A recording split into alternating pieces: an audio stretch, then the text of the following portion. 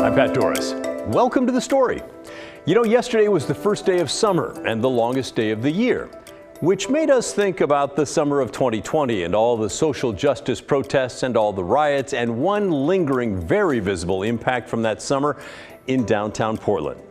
It is our big story tonight.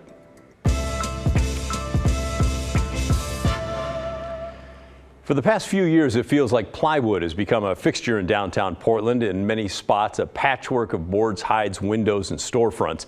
The most visible examples include the Multnomah County Courthouse and the Justice Center and the Federal Courthouse. But, maybe this is the summer of change. Investigative reporter Kyle Aboshi found some of those boards will soon be coming down.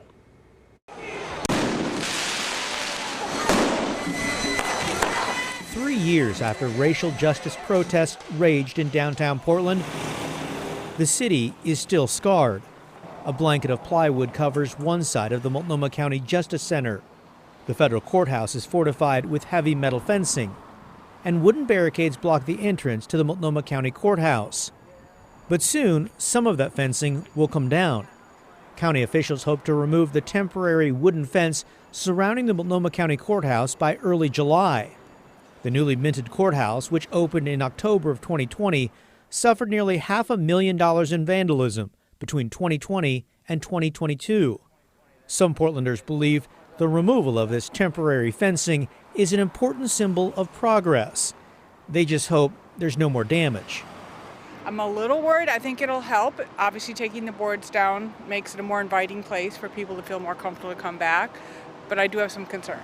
You know, I can see why it's there, but it's necessary to come down for people to interact and for the feeling of like a normal building exterior to be presented, you know. It will look friendlier, but they still need to be sure that it's safe, because we don't want anyone getting hurt going in or out of the courthouse. The Justice Center, which was repeatedly targeted during protests, will remain partially boarded up. A county spokesperson said officials are still in the planning stages, evaluating alternatives to help increase protection and security. For now, the boards and fencing will also stay up at the Hatfield Federal Courthouse. According to federal officials, there's no timetable for removal. Kyle joins me now. Interesting story, but whatever happened to all those people who were arrested during the riots? Yeah, we went back and asked about it. We asked the U.S. Attorney's Office what happened to all those cases, and they gave us some pretty good data. 96 people were charged, a variety of charges: civil disorder, assaulting a federal officer, arson, things like that. Of those, 85% were dismissed. Now, they didn't get off scot-free. A lot of them completed community service, and then the charges were dismissed. The more serious ones, they did end up going to prison for a period of time. Okay, so there was some accountability for some people. Yeah, all right, thanks, Cal, appreciate it. Moving on, it's been over 70 years since Oregon passed a law restricting people from pumping their own gas. But now we are just one signature away from changing that. For an idea of how much time has passed since then, when the law was passed in 1951, gas was 27 cents a gallon. The average price right now in Oregon, it's closer to $4.60. So why was that law passed way back then? Well, it was said to be in the name of safety. The state was worried about gas being a fire hazard, or people slipping on the ground when it was raining, or older people with disabilities, a whole gamut of reasons. Or just the fact that gas fumes are a health hazard. In 2017, Oregon lawmakers agreed to let the public pump their own gas at night in rural and coastal counties only. And over the last 3 years, Oregon's fire marshal has allowed that freedom during some wildfires and heat waves, but not in places like Multnomah County. Though, to be honest, the fire marshal was not prosecuting people who stepped out of their car and pumped their gas anyway. But I digress. People in 48 other states have been pumping their gas for decades, and Oregon is on the brink of joining them now. Sorry, New Jersey, you're probably just going to have to be on your own. Get used to it. House Bill 2426 cleared the House back in March and sailed through the Senate yesterday afternoon. Here's what it would do. And by the way, there's a difference between Oregon's urban counties and rural counties. In the state's 16 most populated counties, the stations would designate up to half of their pumps as self-service. They would need to keep at least one gas attendant on site to pump gas for customers who don't want to do it themselves. In Oregon's 20 other lesser populated counties, no attendant required, meaning stations could go fully self-service if they wanted to. But they're also able to keep attendants if they want to, in order to keep customers happy for those who refuse to do it on their own. Now, in case you're wondering, here's a quick list of what are considered the 20 rural counties where an attendant would not be required. They are Baker, Clatsop, Crook, Curry, Gillum, Grant, Harney, Hood River, Jefferson, Klamath, Lake, Malheur, Morrow, Sherman, Tillamook, Umatilla, Union, Wallowa, Wasco, and Wheeler. If you're in any of those counties, when the governor signs this bill, it's going to be pump your gas anytime you want. The rest are considered the urban counties where an attendant would have to be present for at least half the pumps, but you could still pump your own in the urban counties as well. Stations across the state have to charge the same price, by the way, whether you're pumping it yourself or having the attendant do it for you. Bills similar to this one have failed the legislature at least twice before, but this one really is posed to go the distance this time around. An interesting part of the bill is that it includes an emergency clause that says it goes into effect immediately when the governor signs it. When we spoke to the chief sponsor of the bill, a Democrat and a Republican, they said that emergency clause was added to address the labor shortage that's hurting the industry right now. Yesterday, our crew heard from the vice president of a company that owns 50 gas stations in Oregon and Washington. He says many have been struggling to keep their stations staffed. He hopes that allowing customers to pump their own gas will give them the flexibility to do more with less. Any plans to lay off any employees because of what this bill will change? No, we don't. We actually plan on continuing to hire more. I've got a for hire sign at every one of my locations. If you want a job, come see me. Okay, so there you go. In our past stories on this bill, we've been surprised by how many of you are adamantly against pumping your own gas for various reasons. No judgment here. And remember, if you live in one of the state's urban counties, the law requires at least one attendant at every station. But for the rest of you, buckle up or maybe unbuckle and get ready to learn, because if the governor puts pen to paper, it's a done deal. In the meantime, how do you feel about the likely possibility that Oregon will allow drivers to pump their own gas? I've told you in the past, I'm all for it. Save a lot of time. Is it about time, do you think? Or will you be losing part of the state that felt, special and unique? Send us an email and let us know what you think. The address is thestory@kgw.com, or call and leave a voicemail, 503-226-5090. Yesterday on The Story, we brought you a segment on hate crime that's being investigated in the city of Redmond in Deschutes County. A dead raccoon and a racist note were left on the front door of the mayor's law office there, and the note specifically mentioned Redmond's only black city councilor. Police are still looking for the person responsible. We also brought you testimony from the most recent city council meeting where they discussed the incident publicly for the first time. That included a speech from a 10-year-old named Gavin, who talked about being called the N-word and other horrible names in his 4th grade class. The segment was meant to highlight how racism is, quote, alive and well in parts of Oregon, as one of the city councilors put it in Redmond. Following our story, we got this email from a viewer named Jeff. Thank you for including racism in your coverage of key matters. I'd be interested to see it continually covered. And that prompted us to get in touch with the Oregon Department of Justice for a look at trends involving hate and bias incidents and crimes statewide. We spoke to the Director of Civil Rights and Social Justice with the state DOJ, that's Faye Stetz-Waters. She had all kinds of data from the state's bias hotline that did not paint a pretty picture. We have about 1,500 reports to the hotline this year already, so we are on schedule to exceed our high of last year of 2,887 reports of hate and bias reported to our hotline. We have communities like the city of Eugene that has a 480% increase in bias reports this year alone. This includes bias and bias experiences in the home. We had 352 reports of bias within the city limits of Eugene already this year, and 381 reports in all of Lane County. So we have a lot of hot spots like that. Things that run the gamut from death threats to bias propaganda flyers being handed out, being received in the mail.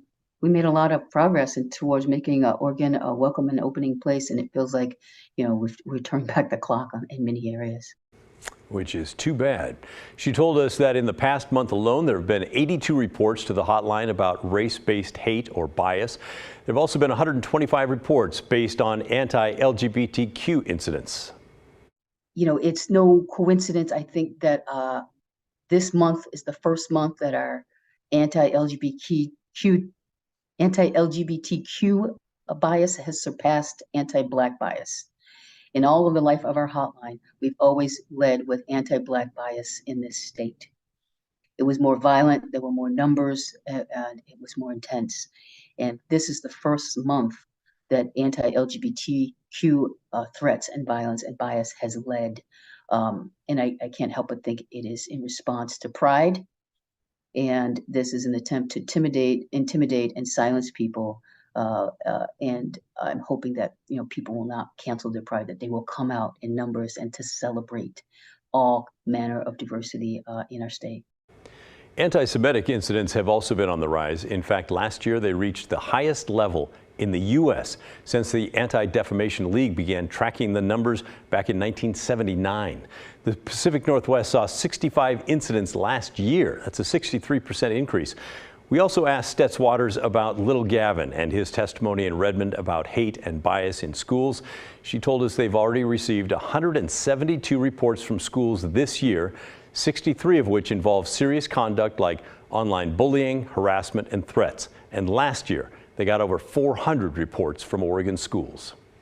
I just think it's disgusting. I think education has really taken a blow. Children learn this behavior. They're learning it from places outside the home, inside the home. So they're learning it on social media. They're learning it in video games. And I think that our teachers are overwhelmed. I can't imagine much learning is happening in the classroom in this type of environment. And there you see the impact of that kind of bigotry in the classroom. It impacts people's learning. In that student, that child feels unwelcome and unsafe, being called all kinds of names. And there are adults that are doing this. And one thing parents can do is to ask their children when they come home from school, were you kind today? Were you kind to your classmates? Were you kind to your teacher today? To get at, because it's come as a surprise to some parents that this is actually going on in the classroom, in the school system. So what can be done about hate and bias moving forward? Stetz Waters says when it comes to kids, it can be as simple as enforcing the idea that decency and kindness are always important. And for adults, it comes down to all of us. I really do think we need to get to bring the spirit of community back. I think COVID took a lot from us, and that bringing back our sense of community when these things happen, so that we know if something like this happens, everybody shows up. We speak out. We speak up and we speak out every time, so that the haters who come to our communities, who drop literature, who deface signs, who vandalize property, who vandalize businesses, know that they won't get away with it. Still to come on the story, an extraordinary move by Multnomah County commissioners today announcing a lawsuit against some of the biggest oil companies in the world. Why they're asking for upwards of $50 billion. Environmental reporter Cale Williams explains it all when the story returns.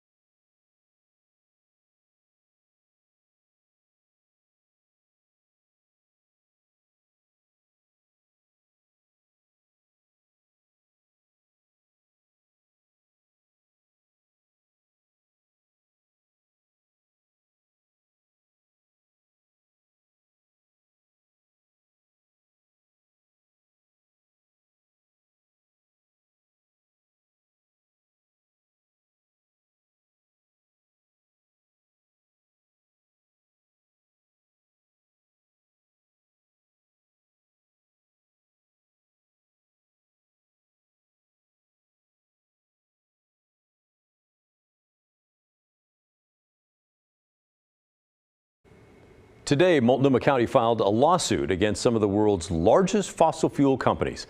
The lawsuit blames them for the heat dome that killed dozens of Oregonians in 2021. It's quite an aggressive move in the fight against climate change. Environmental reporter Cale Williams was at the courthouse when leaders announced the lawsuit and joins us now with the story. With that vote Thursday morning, the resolution is adopted. Multnomah County leaders officially declared climate change a public nuisance. And that may sound innocuous, but it cleared the way for the county to bring a lawsuit against 17 of the biggest fossil fuel companies in the world, like Chevron, Exxon, and BP. Specifically, the county is seeking damages for the 2021 heat dome, which saw temperatures spike to 116 degrees in Portland, killing nearly 70 people and sending hundreds more to area hospitals. With this action, we seek to hold these fossil fuel companies accountable for the damages that have arisen from one of the most deadly and destructive human-made weather disasters in American history. The county is seeking $50 million in damages from the heat dome, as well as $1.5 billion for future damages from climate change. On top of that, the county is asking for an abatement fund, estimated to be $50 billion, to upgrade health services and infrastructure, which are expected to come under increasing strain as the effects of climate change become more extreme. The climate crisis is costing us money today and will cost us more money in the future as we try to adapt. We are not looking for a payout, we are looking to be paid back. Now, this is not the first time a city or county has sued oil and gas companies over climate change. But while few of those cases have gone to trial, Roger Worthington, who is representing the county, said this case is different because it focuses on one event that a number of studies have definitively linked to climate change. We usually go into a case and we hire experts to basically prove our case.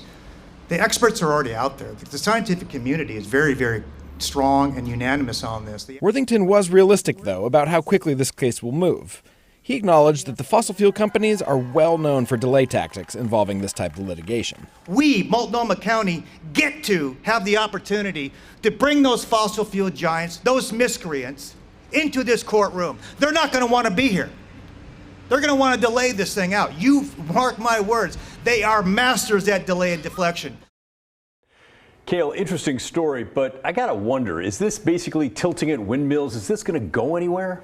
It's a very good question. I mean, there have been quite a number of these suits filed across the country. I think somewhere in the neighborhood of 22 of them. Very few of them have made it to trial. The one that I know that has was pretty much dismissed by a judge right off the bat. So it remains to be seen how much traction this will actually get. What the lawyers say is that this case is different because they've got attribution science on their side. They say that scientists looked at exactly what role climate change played in the heat dome and that it was, quote from the scientist, virtually impossible for this to happen without climate change. So they're banking on that to differentiate this case from all those other ones. Huh, interesting. All right, and what's this going to cost us taxpayers? Nothing. These lawyers are working on a contingency basis, so they said they will not get paid unless the county does. All right, we'll be waiting and watching. I'm a little skeptical. I think you can hear that in my voice. You skeptical? I am too, but we'll see. Yeah. It's just going to take a few years. All right, thanks for bringing us that story, Cale. Great Sure thing. Coming up next on The Story, we'll revisit a popular franchise here on KGW called What's in a Name, bringing you the background story and history of how unique places got their moniker. We're heading to Eastern Oregon for this one when The Story returns.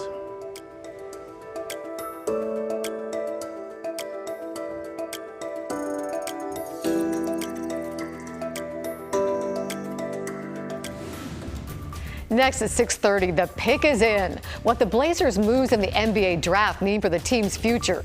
Orlando Sanchez is live at Blazers headquarters with the latest. Plus, artificial intelligence taking over the radio waves in Portland.